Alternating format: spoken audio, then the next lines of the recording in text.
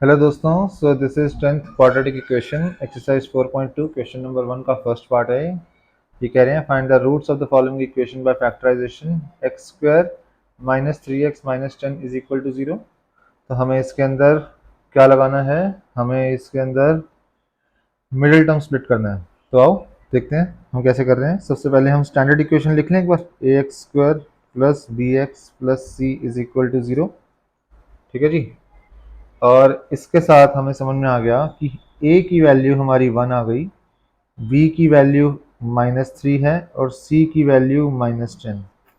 देखो x के साथ कोई वैल्यू नहीं है ना इस टाइम पे, लेकिन 1 होगा यहाँ पे, तो a की वैल्यू 1 हो जाएगी, b की वैल्यू माइनस साइन के साथ और c की वैल्यू भी माइनस साइन के साथ। तो a b c की वैल्यू हमने यहाँ पे लिख ली। अब हमें मिडिल टर्म स्प्लिट करनी है, मतलब b को हमने स्प्लिट करना है। सो b को हम इस तरीके से स्प्लिट करेंगे into p and q such that p plus Q क्या आ जाएगा -3 एंड p इंटू क्यू क्या होगा a इंटू बी सी।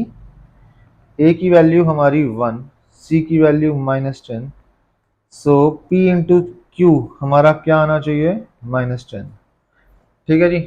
आओ अब क्योंकि हमारा प्रोडक्ट नेगेटिव में है तो हमारी इनमें से एक नंबर हमारा नेगेटिव में होना चाहिए, और क्योंकि ये हमारा नेगेटिव में है इसका मतलब बड़ा नंबर हमारा नेगेटिव में होना चाहिए।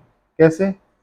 हम -10 इंटू 1 करके देखें, ये -10 होता है, लेकिन -10 प्लस 1 करेंगे तो ये -9 होगा, हमारी कंडीशन को सेटिस्फाई नहीं करता।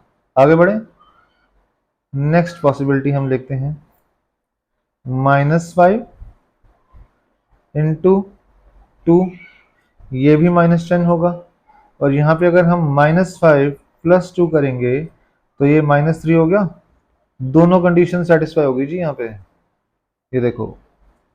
तो ये हमारा सही मिडिल टर्म स्प्लिट हुआ है।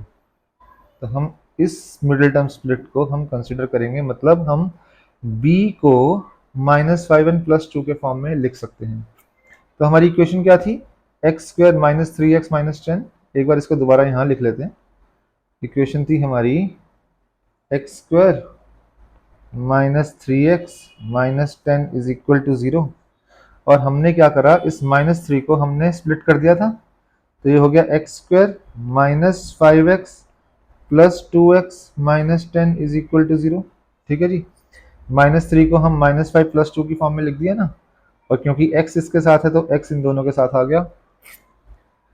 अब इन दोनों टर्म्स में से हमने x कॉमन ले लिया, क्या बचा x -5। जो हमने ये ब्रैकेट में टर्म लिखी थी एग्जैक्टली हम यहाँ पे भी लिख देंगे, x -5। अब यहाँ पे 2x है, यहाँ पे x है, इस x को 2x बनाने के लिए हम 2 से मल्टीप्लाई कर देंगे। लेकिन ये साइन लगाना मत भूलना दोस्तों, अक्सर बच्चे ना यहाँ पे साइन लगाना भूल जाते हैं, ये प्लीज साइन लगाना मत भूलना। ये +2 को हमने x से मल्टीप्लाई करा तो ये +2x आ गया, +2 को हमने -5 से मल्टीप्लाई करा तो -10 आ गया। ठीक है, तो हमारी कंडीशन सेटिस्फाई हो गई। अब x -5 और x -5 दोनों कॉमन है, तो हमने यहाँ पे x -5 ले लिया, बचा क्या, ये वाला x और ये वाला +2, तो ये x +2 इज इक्वल टू 0, यहाँ भी इक्वल टू 0 लगा दें। तो ये हमारे फैक्टर्स आ गए। इससे हमें क्या पता लगा कि x -5 इज इक्वल टू 0 और x +2 इज इक्वल टू 0।